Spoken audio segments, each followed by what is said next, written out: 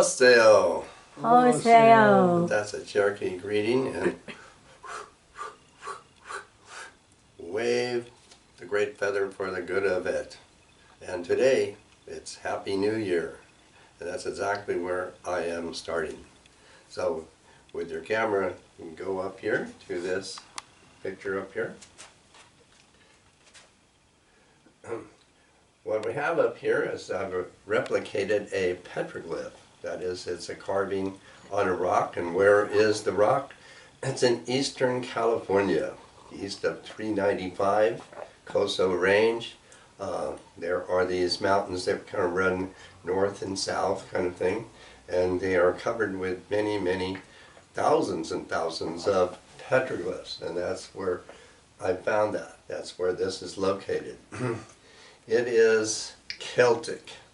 It is Celtic. It's in the language of Scots Gaelic, and it is using a system of Celtic writing called Ogham. And the way that it's figured, using the Ogham letters or characters, it's made a rebus. That's what that's called. That it's used the letters in the shape of the subject. So here we can look at this, and it's called Gebro Lem, goat leap. Now there are no goats in this country. Yeah, that is in early times. But this is in a region of Bighorn sheep. But the person writing this is from a Celtic culture and language, and has evidently continued to write or speak in the language for goats. I can put it that way. So goat leap basically means sperm, the leap of the sperm. And the situation is here, this is a rock, and right, I've colored it here. There's a bevel, that one part of it is higher up than this part. So it's made a bevel. And the character creature here is made to appear leaping over it. So that's why it's called Gebro Lem, leap. He's leaping there. And the shape of the character creature is a horn spoon.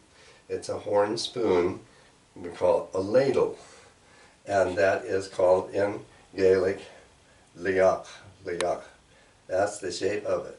So it can say, he is a ladleful. In other words, it's commending his courage for taking this leap here. And the way that it's figured here, up here at the top, there are two horns, and that is the letter D in Ogham. And the face is cleverly shaped in a sort of an X that uses that shape for, in the system, ya. That's called a diphthong. So it says dia, and the two front legs are L in this system. So it says gial, gial, meaning dear.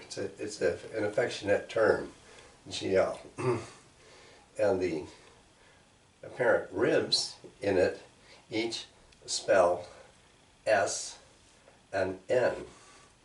And this here, this little thingamajig here, this is another diphthong, oi, oi. And that's pretty particular to American Celts to write this way. So that's the way it's saying oi shin, and that is the name for an yearling. And so it's doubled S and N and oi, and then the hind legs produce the G. So that this bevel here is a kind of a line of demarcation where the Ogham is figured above the line and below the line. And that's how it's able to say this whole thing. And it does give the appearance of, the skeletal form. And in Gaelic, that's chaisbin, chaisbin meaning to reveal. So the meaning in Gaelic is reveal your loving kindness to us. That's what is suggested here. To translate this, dia wussig, it says, dear little nook, continuance for this year. So that's the message of this. I'm able to translate this because of our late mentor was Shawnee Carlisle. He was a native of the Isle of Lewis, and he was a erudite scholar in Scots Gaelic, and he has left me the books for which I'm able to translate this, and other things that I have found also that I'm able to translate. So that's how that I'm come by this. How that there is Celtic in Eastern California, there's a lot of it. So we do have that. So that rather finishes our new year presentation, and then we want to go over here. Here, and you see this poster and the sheepdog down below it. So here, I'm going to start with this as you're looking at there, Yo sing da teo yo ho yo lo yo lo yo la lo yo la lo da teo yo hey ya lo da teo yo hey ya lo. That is basically a Coyote song for Borrego Springs, and that's the way I'm segueing into this part of my subject. So the poster that you're seeing there is from the Desert Center in Borrego Springs. Now, this past week, I and Claudia spent time there. I have been in relation to Borrego Springs and Salton Sea and Anza Borrego for the past 40 years here. And so this past week was my birthday. So that was a good occasion for being there. And these two items we're looking at here are from the Desert Center there. And that, I think that the artist's creation here with that, this sheep looks very similar to the one I just presented as a goat, and semblances of petroglyphs on the rock. So we have all of that. And then you can come back to me, so I can say, now the real highlight of the past week there, just a week ago actually, that there is a place, a small, I don't know, exclusive hamlet up against the mountain on the very west side of Borrego Springs there. And there was a golf course there. And what has been taking place is that the bighorn sheep, we call them borregos. Borregos is the Spanish word for the bighorn sheep. They come down there, maybe some of their water places in the mountains are drying up and so forth. So they can come down there. It's a very sheer mountain coming down right to the ground, and then over a little ways is a golf course with nice green grass and water. So we happened to come there at the right time. Now there are about 10 or 12 of these borregos, and that constitutes a herd or a band of them. They're about that size, 9, 10, 12, like that. And they're always led by a matriarch, by a ewe. And the ewe was standing up here very stately, very statuesquely watching over the scene all by herself. And there was another group of sheep already on the golf course. You could see over there. And so they evidently were waiting for the right moment or signal for them to take their turns. So we spent quite a lot of time with them. Now I think this is very rare because these animals live up here in this rocky mountains, almost sheer. And you only see one or two. That's all I've ever seen. Possibly you could see 3 if you see a family like that. So to be actually there with a whole group is, I think, exceptional, rare, practically a gift. And to be free to be there with them has inspired all this that I'm presenting today. My display is an altar, but I like the Arabic word for altar is masnid, and it means a raised nest. So I've put all the things that I could put in this nest about the Borregos. So that's why I'm doing that. And here you can look at a Borrego statuette here. Their horns can become really enormous, like that.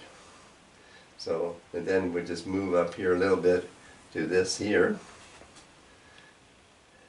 I previously, had showed this as a buffalo stone because it was revealed, to a woman of the Lakota a long time ago that this was a charm for attracting buffalo. So the Plains people did use this. But here in this, I'm actually presenting it for what it's named for in the first place, and that is, it's named an ammonite. An ammonite actually means the horn of Ammon, because it looks like a ram's horn. So that gives a very good indication of this. Now, who is Ammon? Now, Ammon, or pronounce it Amen, had been the national deity of ancient Egypt. And that this had started very early. And what is Ammon? Ammon is a personification of the hidden creative power, reckoned as the creating everything. Everything's been created by this power. That's then said it's hidden. In other words, Ammon is rendered, means the hidden one, the hidden one. And it also goes with mystery and unknown, and especially, invisible, and all of that. Eventually, this personification got anthropomorphized. It started to take on the features of a man, a man with a beard and a plume headdress and like that. So more and more, this personification came to be, in the modern sense, an effective God, more and more.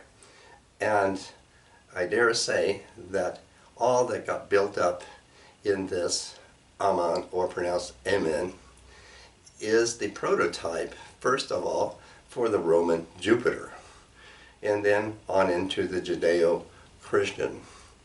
And in the Judeo-Christian, with the envoy, Amen. So you're in church and you say a prayer, and then you say, Amen. That's pretty close to the pronunciation in Egyptian of who we're talking about. It's a who and it's a what that it is, like that. Part of the deception that's taking place in here somehow is the Roman letters being spelled that way as Amen. Maybe you're looking at the hymn book in the church, you're going to see it says Amen, Amen. The early English translations for the biblical material did translate that as so be it, or truly, which is basically what it means from the Hebrew. Somewhere along the line, the Christians or churches have returned to the earlier form of saying Amen, Amen. And that's pretty much held to it. But let's say a little bit more about that. The characters, that is, we call them hieroglyphs, in Egyptian doesn't look that way. What is being made a Roman letter A in the Egyptian is actually I, a pronoun I, a personal, first person pronoun I. And for that, if you can look right here, I've replicated this. This is very accurate. Egyptian hieroglyph, word glyph for the first person pronoun I. And what does it mean? I mean, what is it supposed to be? Well, it's called a reed. But what it actually is, being called a reed, it's the flowering top of the juncus grass. The juncus grass is narrow, but it's a kind of a reed. It's hollow in the middle of it. And so that's the figure for this first person pronoun to which this amen, has been rendered. So that's the first, that's original. I is what it is. Later, the men of amen has been added during the time of the Greeks. And that men means to endure, everlasting, eternal, like that. So that's where the two words got cojoined that way to make amen. But the original is actually this reed. Now the native people here in San Diego are the Kumeyaay, and the people over in the desert are the Coyote. And they are the only people who use this juncus grass to weave baskets. And the Coyote also, their sacred medicine bundle is also made with the juncus grass. So that's very important that we can see that here. Then we go over here to this piece here that I've replicated. This is in the Coso Range.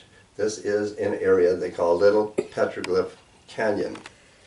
And all of this is on the military reservation where you have to go with a special group now to visit these petroglyphs. So I've replicated this to show you the shape of it because it's Egyptian.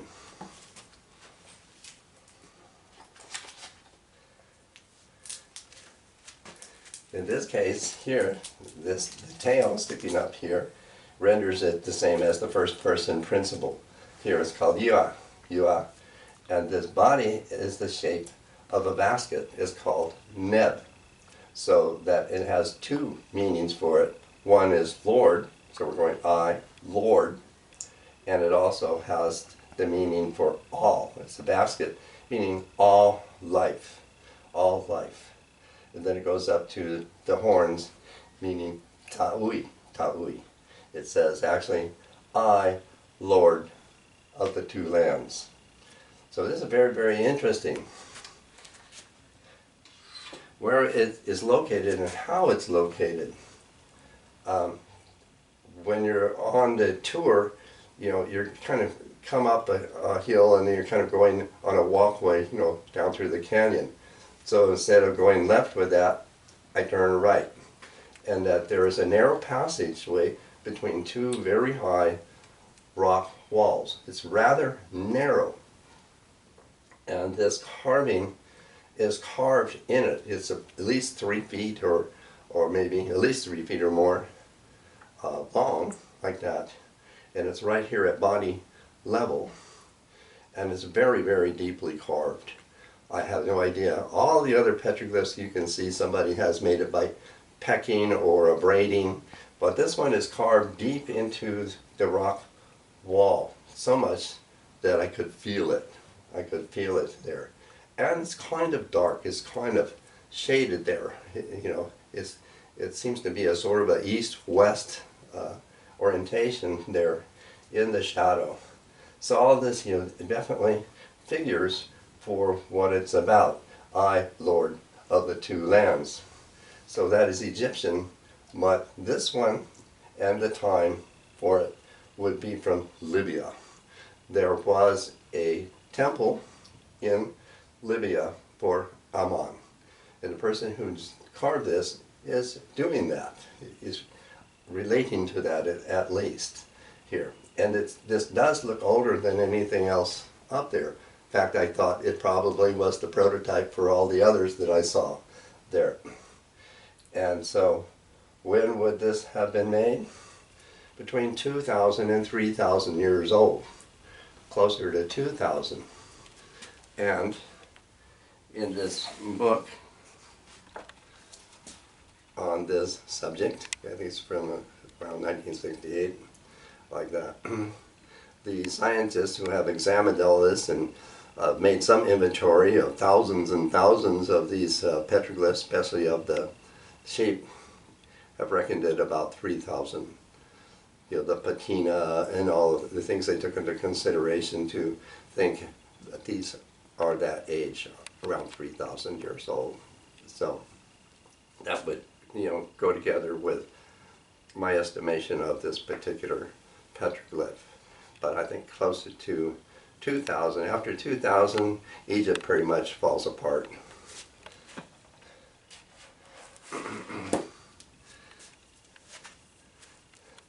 So if you just come over and just take a look at here, this is a mask.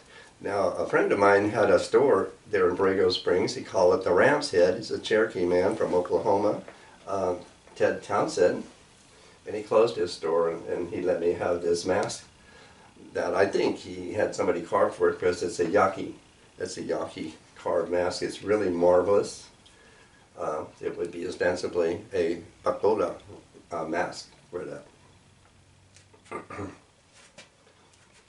Then we come over here to these two shields that I just made by inspiration of being with the Borregos here. This one here, I would say, you see the Bighorn is beckoning me with his horns here. And this one I will come back to in a minute because I have a song on the back of it for that. And over here you can see this drawing I have.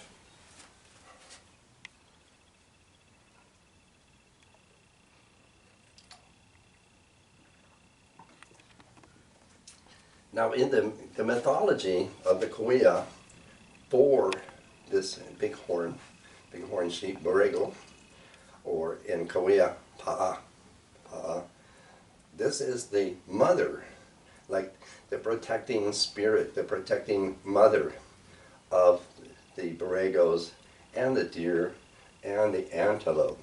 So she is called Pemta Hueva. And anybody that has anything to do with these animals for one reason or another definitely wants to check with her first. Basically, you would call her the owner of the animals. So this lovely portrait that I did of what I feel a very protecting mother spirit for the animals there. You can take a look at this, because I'm bringing everything I have to bear in this. This is a ram. It's 1,000 years old. It's from China. It's a water dropper, but a very good rendering for an ancient ram. And then over there to this character here. This is my character for Mukot. Now Mukot is the indigenous creator for the desert people, for the Kauai. Again, the Kauai is an American name. Their name is really the Muluwitam, or they call themselves the Isiliwite, the wolf people there. And my image for Mukot is come from a dream.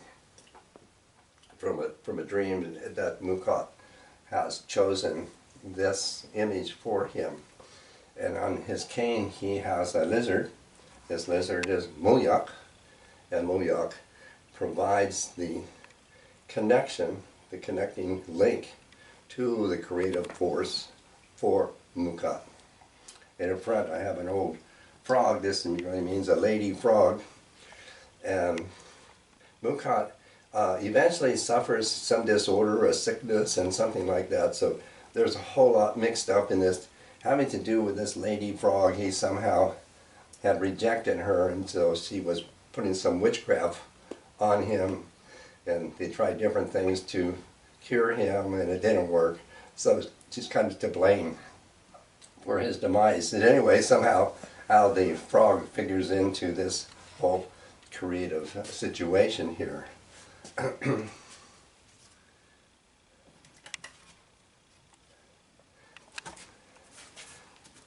Now with this, I'm going to finish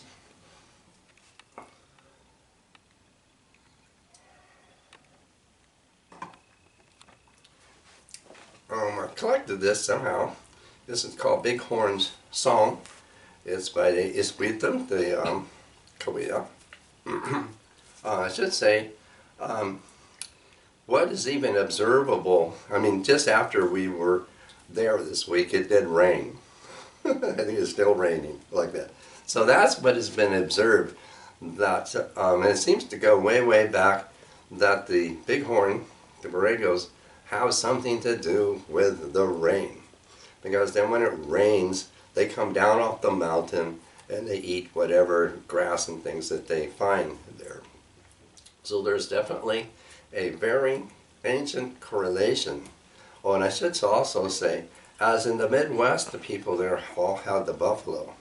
Here in the Southwest, the West and Southwest, is the very extensive range of the bighorn sheep. And they seem to be kind of overlooked. They don't seem to have all of the glory that the buffalo have, but they are definitely part and parcel of the Southwest. Far as I can see comes the rain with me. From the rain mountain far away, comes the rain with me. Amid the lightnings, mid the zigzag flashings, amid the lightning flashing, comes the rain with me. Mid the swallows blue, chirping glad together, comes the rain with me. Through the pollen blessed, all in pollen hidden, comes the rain with me. Far as I can see, comes the rain with me.